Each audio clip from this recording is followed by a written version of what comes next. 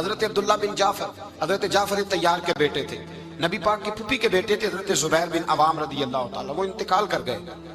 ان کا جب وصال ہوا تو 10 لاکھ دینار کا قرضہ تھا ان پر، اور جو زمین انہوں نے چھوڑی وہ زمین بنجر تھی۔ لو سن لے، جن پر قرضہ چڑھا ہوا ہے وہ اس کا بھی سن لے، جن پہ قرضے ہیں نا، جو تنگ دست ہیں، جو روز رکے بھیجتے ہیں دعاؤں کے کہ بڑی پریشانیاں بڑی پریشانیاں، وہ وظیفہ سنیں، وہ وظیفہ سنیں۔ ہمارے زمانے میں وظیفے لینے کا رواج نہیں، تویز لینے کا رواج ہے۔ لینا چاہیے، تویز بری چیز نہیں، اچھی چیز ہے، لیکن زیادہ کام برکت والا کیا ہے؟ اللہ اللہ کرنا۔ کیا کام ہے؟ سجدہ کرنا برکت والا کام ہے۔ حضرت عبداللہ بن جعفر تیار کہتے ہیں میں نے قرضہ لینا تھا زبیر بن عوام سے، وہ وصال کر گئے۔ میں ان کے بیٹے کے پاس گیا، عبداللہ بن زبیر کے پاس۔ میں نے کہا پیسے لینے تھے، کہا بالکل لینے ہیں، میرے ابا جی مجھے وصیت کر کے گئے، لکھ کے گئے کہ یہ پیسے دینے، اور وہ یہ لکھ کے گئے ہیں، میں زندگی بھر کوشش کرتا رہا ہوں، ادا نہیں ہو سکے، بیٹا تیری ذمہ داری ہے میرے قرضے ادا کرنا۔ عبداللہ بن زبیر رضی اللہ تعالیٰ عنہ کہنے لگے میں انشاءاللہ آپ کی رقم دے دوں گا۔ تو عبداللہ بن جعفر تیار کہنے لگے بھائی ہم دونوں آپس میں ہیں، کوئی شے نہیں چھوڑ کے گئے آپ کے ابا جی، کوئی چیز نہیں۔ توجہ ہے میری بات پر؟ یہ صحابہ کا ذرا انداز دیکھیے گا بندگی کا، کوئی چیز نہیں چھوڑی۔ حضرت زبیر بن عوام کہنے لگے ایک زمین کا ٹکڑا ہے وہ بھی بنجر ہے، اس میں بھی کوئی کھیتی نہیں اگتی، سبزہ نہیں ہوتا، بنجر ہے، پانی کوئی نہیں، اور وہ اتنی خشک ریتلی زمین ہے کہ بڑا مشکل کام ہے وہاں سیراب کرنا، بے آباد زمین ہے۔ حضرت سیدنا عبداللہ بن جعفر کہنے لگے تو اس طرح کر، وہ مجھے ساری نہ دے، اس میں سے تھوڑی سی مجھے دے دے، میں 10 لاکھ دینار کے عوض وہی رکھ لیتا، تیرے باپ کا قرضہ ادا ہو گیا، دے تو صحیح۔ انہوں نے کہا کیا کریں گے، وہ تو کسی کام کی نہیں، چند کوڑیوں کی بھی نہیں، فرمایا مجھے دے دو، میں جانوں اور میرا کام جانے۔ او بھائی یہ تھے بندگی والے لوگ، یہ تھے جن کا رب سے رشتہ ہے، جنہوں نے حضور کے صلی اللہ علیہ وسلم کے پاس بیٹھ کر بندگی سیکھی تھی۔ کہتے زمین کا ٹکڑا لے لیا، بنجر بے آباد ریتلی زمین، جب میرے حصے میں آئی پہلے دن اپنے غلام سے کہنے لگے جو جگہ تجھے زیادہ سخت لگتی ہے نا وہاں میرا مصلی بچھا دے، جو تجھے زیادہ بنجر بے آباد لگتی ہے وہاں مصلی بچھا، مصلی بچھا۔ غلام نے مصلی بچھایا تو عبداللہ بن جعفر نے اللہ اکبر کہہ کے نیت باندھی۔ یہ حضرت جعفر تیار کے بیٹے ہیں، حضرت علی کے بھتیجے، انہوں نے نیت باندھی، نماز کی، سر سجدے میں رکھا، رونے لگے، کہنے لگے اللہ میں بھی تیرا بندہ اور جس سے لینے تھے وہ بھی تیرا بندہ، خدا بندہ ہمارے درمیان مہربانی فرما، کرم نوازی کر، رحمت کا فیصلہ فرما۔ اتنا روئے کہ مصلی بھیگ گیا۔ کہتے اتنا تڑپ رہے تھے کہ صحابہ اکٹھے ہو گئے ان کے گرد، مصلی بھیگ گیا۔ جب بھیگا ہوا مصلی نماز مکمل کر کے اٹھایا نا، کہتے مصلی اٹھایا تو نیچے سے اللہ نے پانی کا چشمہ جاری فرما دیا، اللہ نے پانی کا چشمہ جاری کر دیا۔ فرمایا بناؤ حوض، کرو کھیتیاں سیراب۔ فرماتے ہیں جہاں ایک درخت نہیں اگتا تھا اللہ نے پورا باغ اگا دیا، جہاں ایک پھل نہیں ہوتا تھا وہاں عالی شان پھل لگ گئے، قرضے بھی ادا ہوئے۔ حضرت زبیر بن عوام کے بچوں کے پاس مال دولت بھی بچ گیا۔ لوگ جب کہتے ہیں یہ ساری کس چیز کی برکت ہے، اور فرماتے ہیں یہ ساری سجدوں کی برکت ہے، یہ رب کی بندگی کی برکت ہے، یہ اس کی بارگاہ میں نماز پڑھنے کی۔ مسلمان توجہ نہیں کرتا، توجہ نہیں۔ جاگ رہے ہیں آپ حضرات؟ یہاں کوئی حکومت اعلان کرے نا کہ ہر نماز کے بعد 500 روپیہ، کتنا جی؟ میرے خیال کسی بھی نہیں ہونا مسجد۔ اور خدا کے بندو بات سمجھو، رب فرماتا ہے تو مسجد آدھا میں تجھے برکت عطا کروں گا، میں تجھے برکت دوں گا۔ میں ایک صحابی کہتے ہیں مجھے اکثر یہ حضور کا فرمان سنتا تو میرے دل میں خیال آتا آخر اللہ کس طرح برکت دیتا ہے اللہ آخر۔ ایک صحابی کہتے ہیں نبی پاک صلی اللہ تعالیٰ علیہ وسلم نے فرمایا عبادت کرو اللہ برکت دے گا۔ میرے دل کے اندر خیال آیا کس طرح، آخر اللہ کس طرح سے نوازتا ہے، رنگ کیا ہے؟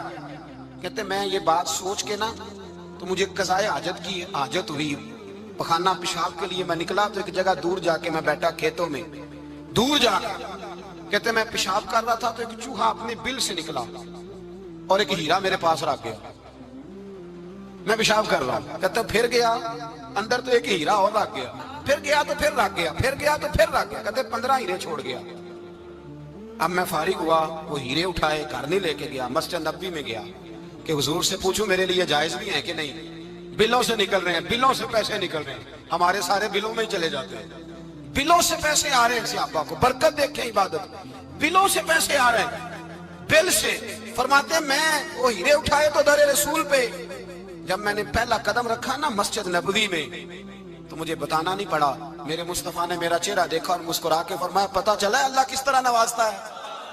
خبر ہوئی ہے اللہ کس طرح نوازتا ہے؟ فرمایا رب کی بارگاہ میں جھکے رہو، وہ تمہیں وہاں سے دے گا تمہارا گمان بھی نہیں گیا ہوگا۔ اس کے حضور تو آؤ، اس کی جانب تو توجہ کرو۔ بندگی کی اپنی ایک لذت ہے، سجدے کا اپنا ایک ذائقہ ہے۔ اگر آپ نبی کریم سید عالم صلی اللہ تعالیٰ علیہ وسلم کی عبادات کو ملاحظہ کریں نا تو سرکار کی زندگی میں کثرت ہے عبادت کی۔ اعلان نبوت سے پہلے کتنے کتنے مہینے حضور غار حرا میں عبادت کرتے تھے، تنے تنہا۔ حرم کعبہ قریب تھا لیکن وہاں رش ہوتا تھا، لوگ ہوتے تھے۔ فرمایا میں اکیلے میں اپنے رب کو منانا چاہتا ہوں۔ کتنے کتنے ایام حضور غار حرا میں عبادت کرتے۔ پھر صحابہ کرام علیہم رضوان فرماتے ہیں کہ مدینہ منورہ میں حضور کا یہ رنگ ہوتا، اتنے لمبے سجدے کرتے کہ لگتا روح مبارک کی پرواز کر گئی، اتنے لمبے سجدے کرتے۔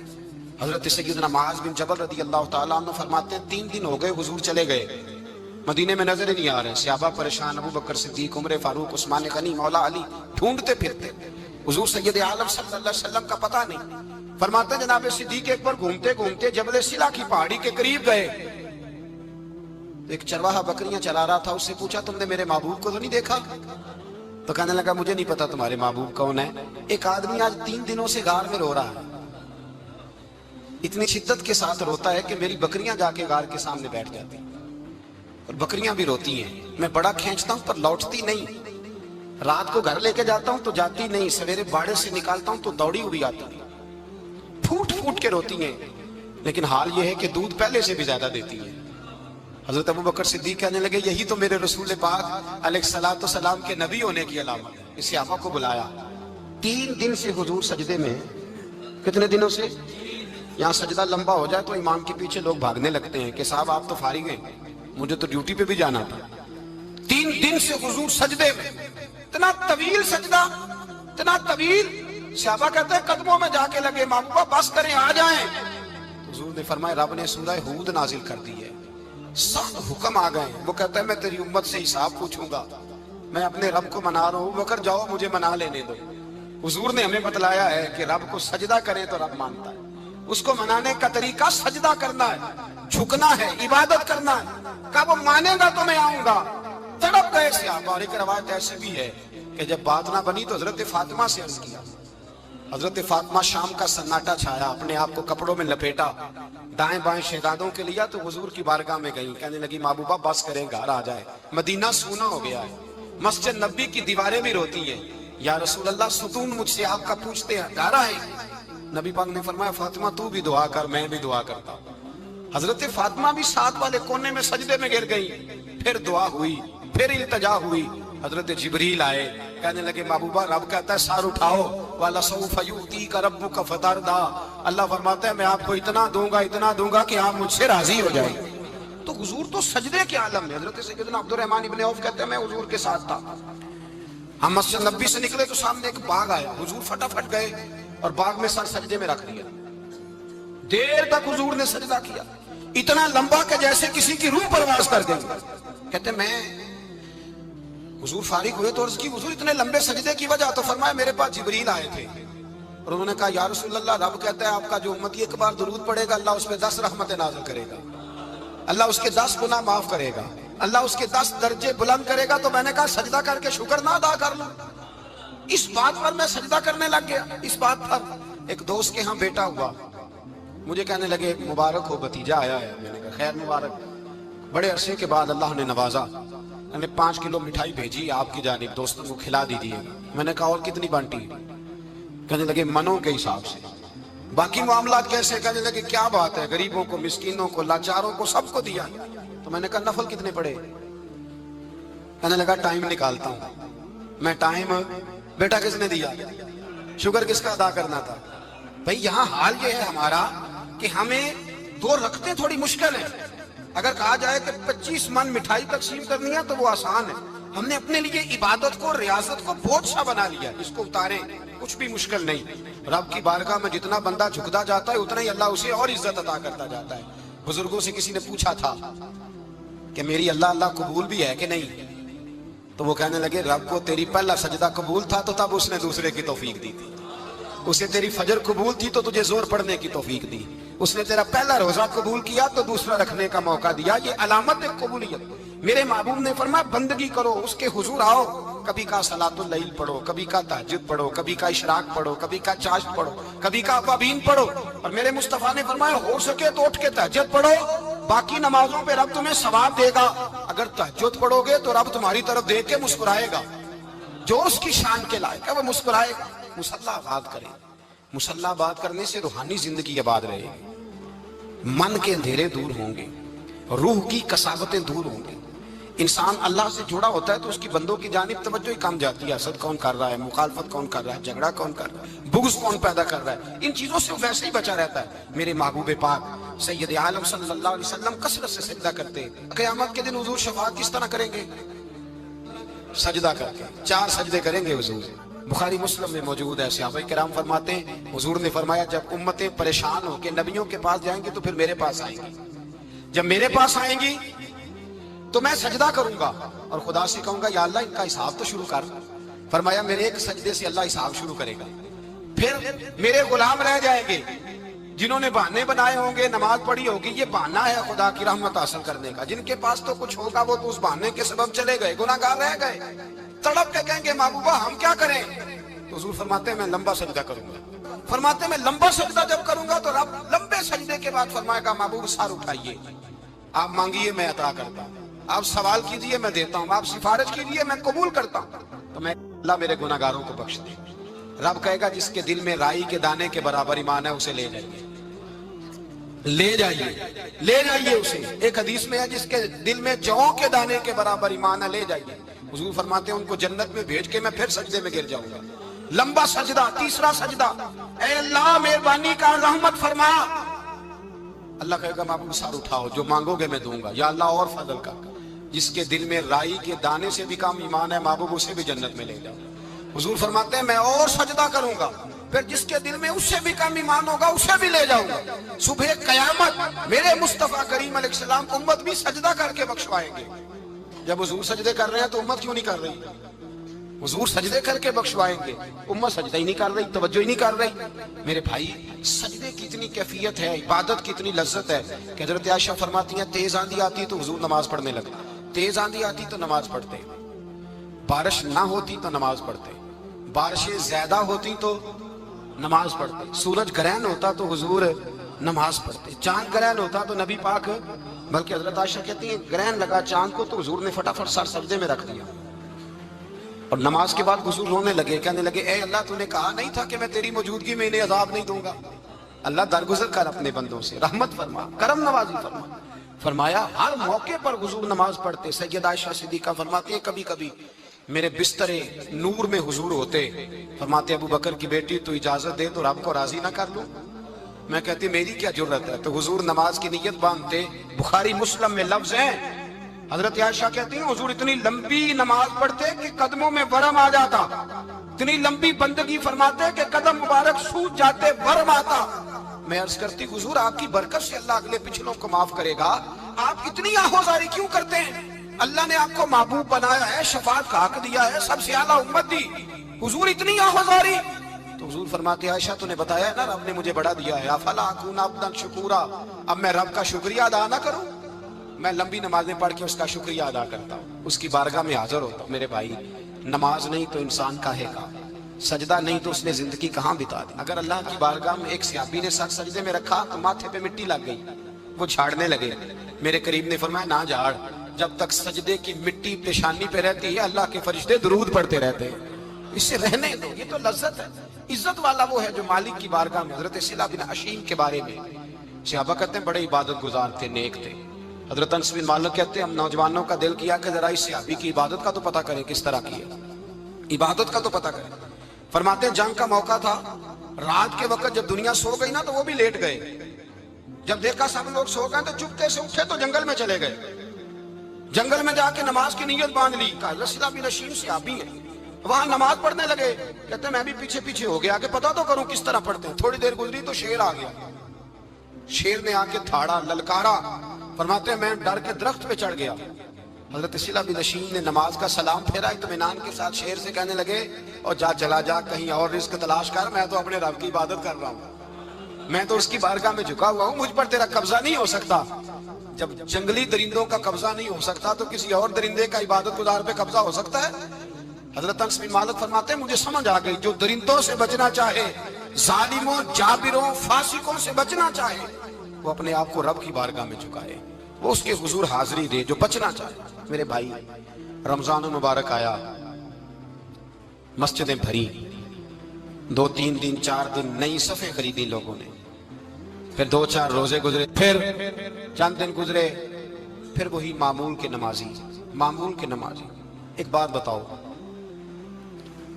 گکھڑ میں نا 4-5-6 قبرستان ہیں، ان قبرستانوں کی تختیوں کو کبھی پڑھیں جا کے، ایسے لوگ آپ کو ملیں گے جن کی وجہ سے حکومتیں چلتی تھی، وہ سو گئے تو پیچھے کام بند ہو گیا۔ کیا ہوا؟ کام چل رہا ہے کہ ختم ہو گیا؟ بیٹا جس کا گزارا نہیں نہ ہوتا باپ کے پاس، وہ کہتا ہے میں جی نہیں سکوں گا، وہ بھی جیتا ہے اور کھول کے جیتا ہے۔ بی بی کہتی ہے میرے تو سر سے تاج اٹھ گیا، زندگی کیسے گزرے گی؟ کچھ بھی نہیں ہوتا، سب ہوتا۔ 20-20 سال عورتیں بیوہ کی زندگی گزار کے چلی جاتی ہیں۔ یہ جو ہم نے اپنے اوپر بہت زیادہ بوجھ رکھا ہوا ہے نا، جھوٹ بولتے ہیں بہت سارے لوگ، مجھے وقت نہیں ملتا نماز کا، یہ بہت بڑی جرت ہے، بہت بڑی۔ مجھے میرا کوئی دوست کہے نا میرے پاس ٹائم نہیں آپ کے پاس آنے کا، تو ہو سکتا ہے میں بگڑ جاؤں، تو کیسا یار ہے، ملنے کا ٹائم نہیں تیرے پاس؟ وہ میرے بھائی تو اللہ سے ہی کہہ رہا ہے کہ میرے پاس ٹائم نہیں تیرے پاس آنے کا، اور رب سے ہی کہہ دیا تو نے، اللہ سے ہی کہہ دیا ہے۔ نماز اتنا ضروری کام کہ حضور کا وصال کا وقت آیا، عین اس وقت بھی حضور نے فرمایا میری 2 باتیں یاد رکھنا۔ حضور کیا فرمایا کہ غلاموں سے اچھا سلوک کرنا، دوسرا اپنی نماز کی حفاظت کرنا، اسے چھوڑنا نہ۔ اور صحابہ کہتے ہیں جب حضور کو بڑی نکاہت ہو گئی، بظاہر قدم نہیں اٹھایا جاتا، اس وقت بھی فرمایا مجھے 2 بندے اٹھا کے لے جاؤ، میں مسجد جا کے نماز پڑھنا چاہتا ہوں۔ نماز اتنا بڑا کام کہ حضور نے فرمایا جو کھڑے ہو کے نہ پڑھ سکے بیٹھ کے پڑھے، بیٹھ کے نہ پڑھ سکے لیٹ کے پڑھے، لیٹ کے نہ پڑھ سکے اشارے سے پڑھے۔ چھٹی کسی کو دی، ہم نے خود ہی چھٹی کر لی، خود ہی۔ اور یہ یاد رکھیں، پکی بات ہے، قبر میں نہ بیٹا آئے گا نہ بیٹی آئے گی۔ میں بچوں کے لیے کر رہا ہوں، جھوٹ ہے سارا، رجسٹریاں ساری اپنے نام رکھی ہوئی ہیں، بینک بیلنس اپنے نام، بچے تو منتیں کرتے ہیں کہ چلو تھوڑے ہی دو میں کاروبار کر دوں، کوئی نہیں، قریب بھی نہیں آنے دیتے، جھوٹ بولتے ہیں بچوں کے نام پہ۔ ہر شے پکی کی ہوئی اپنے نام، اپنی مرضی سے خرچ کرتے ہیں، اپنی مرضی کو دیتے ہیں جس کو دینا ہوتا ہے، بلکہ بہت سارے تو ناانصافی بھی کرتے ہیں۔ او بھائی سمجھ لیں اس بات کو، پرکھیں، اپنے لیے کچھ کر کے جائیں۔ اگر خدا سے بندگی کا رشتہ ہو، مولا علی شیر خدا پتہ کیا فرمایا کرتے تھے؟ حضرت علی فرمایا کرتے تھے میں نے تو دعا کی ہے خدا بندہ جنت میں بھی نماز کی توفیق دینا۔ اگر نماز نہ ہوئی تو جنت میں دل کیسے لگے گا؟ بغیر نماز کی طبیعت کیسے رچے گی؟ آپ یقین کریں نماز انسان کو بناتی ہے، نماز نکال دی جائے نا تو زندگی کا حسن ختم ہو جائے۔ لوگ ٹائم دیتے ہیں 3 بجے کا، 4 بجے کا، 5 بجے کا، لیکن مذہبی لوگ ٹائم دیتے ہیں زور کے بعد کا، عصر کے بعد کا، فجر کے بعد کا۔ مسلمان کی تو ترتیب ہی نماز سے شروع ہوتی ہے۔ نماز کب فرض ہوئی؟ معراج کی رات کب فرض ہوئی جی؟ لیکن حضور جب گئے نا حرم شریف، یہاں بھی نماز پڑھا کے گئے، لینے جا رہے تھے نماز، لیکن مسجد اقصی میں بھی 2 رکعتیں پڑھا کے گئے۔ ابھی نماز آنی تھی، حضور اس سے پہلے نمازیں پڑھا رہے ہیں۔ تو نماز کا تو رشتہ ہے، نماز سے تو تعلق ہے۔ نماز حضرت سعید بن مسیب رضی اللہ تعالیٰ عنہ فرماتے یزید کی فوجوں نے جب مدینے پہ حملہ کیا تو انہوں نے گھوڑے باندھ دیے مسجد نبوی میں، 3 دن تک نماز نہ ہونے دی معاذ اللہ۔ فرماتے ہیں میں دیوانہ بن کے حضور کی قبر کے پاس بیٹھ گیا، میں دیوانہ بن گیا کہ وہ مجھے پاگل اور دیوانہ سمجھ کے چھوڑ دے۔ فرماتے ہیں قسم اللہ کی عزت کی، جب نماز کا وقت آتا تھا حضور کی قبر سے اذان کی آواز آتی، قبر انور سے جماعت کرانے کی آواز آتی تھی، قبر کے اندر سے۔